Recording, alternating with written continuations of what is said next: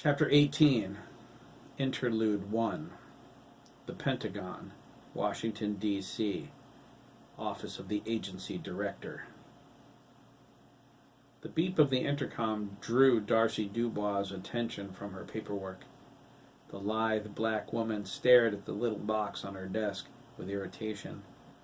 She told her secretary she wasn't to be disturbed. She leaned back in her chair and ignored it. She had too much to do. What could be so god-awful important it couldn't wait until she finished? Darcy crossed her arms and waited. If it buzzed again, she knew it was critical. Her secretary, an older woman nearing the age of mandatory retirement, had been with the agency long enough to know what was critical and what wasn't. Darcy trusted her judgment. If she didn't, she wouldn't be there. No more house cleaning, Darcy thought, gently nibbling on the end of her pen. We're at a third of our strength as it is.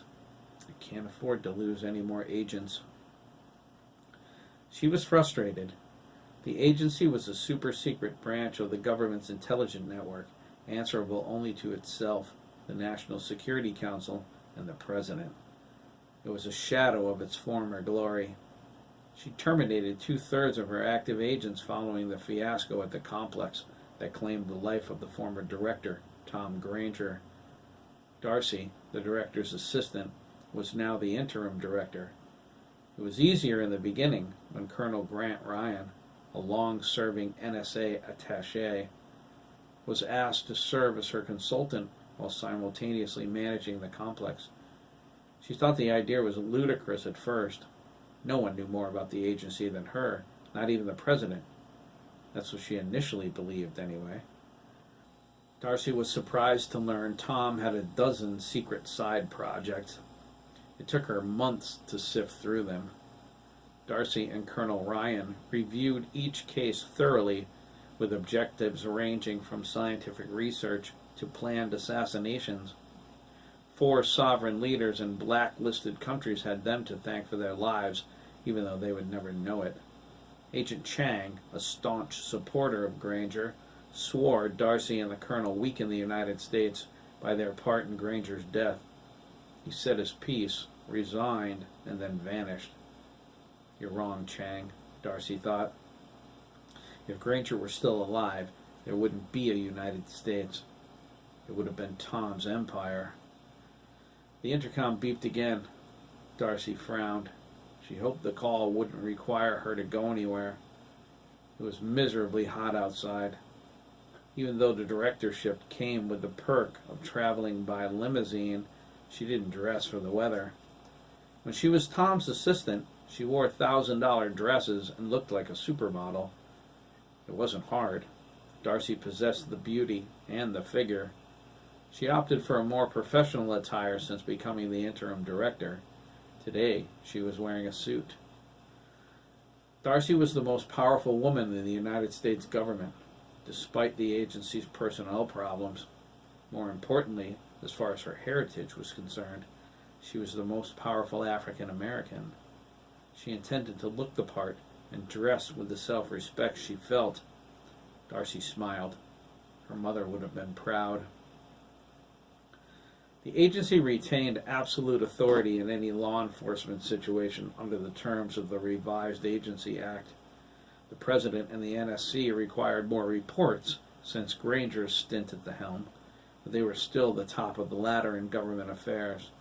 They held absolute sanction authority. It was the power to kill anyone, anywhere, at any time, for any reason. Darcy didn't like that. She fought hard to have that power revoked, or at least reworded. She wanted deadly force used only when unavoidable. The NSC felt taking that away from them would weaken them in the face of their enemies and their newfound purpose. The agency was the first line of defense in the war against terrorism. It was a position that demanded a strong foundation. Darcy didn't approve, but she followed orders. She left it up to her agents to exercise personal restraint. She clicked on the intercom on the 3rd beep. Yes, Mary, Darcy asked. She picked up a pen and rested it on her notepad. May I come in for a moment, Ms. Director? Mary asked. There was an urgency in her tone, although a person would have to know Mary to detect it. Darcy closed the intercom. She pressed the door buzzer beneath her desk. The button was next to the 9mm, mounted in a swivel carriage near her right knee. They were items Colonel Ryan added when they revamped security. Not all of the agents they dismissed went willingly. Not all of them were playing with a full deck either, Darcy thought. She needed to be on guard 24/7 these days. How many bullets are out there with my name scratched on them?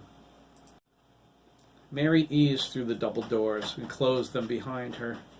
She glided over to the desk. She was undeniably feminine and moved with Ginger Rogers' grace. Darcy admired her. Mary never forgot she was a woman above everything else. Darcy took that lesson from her.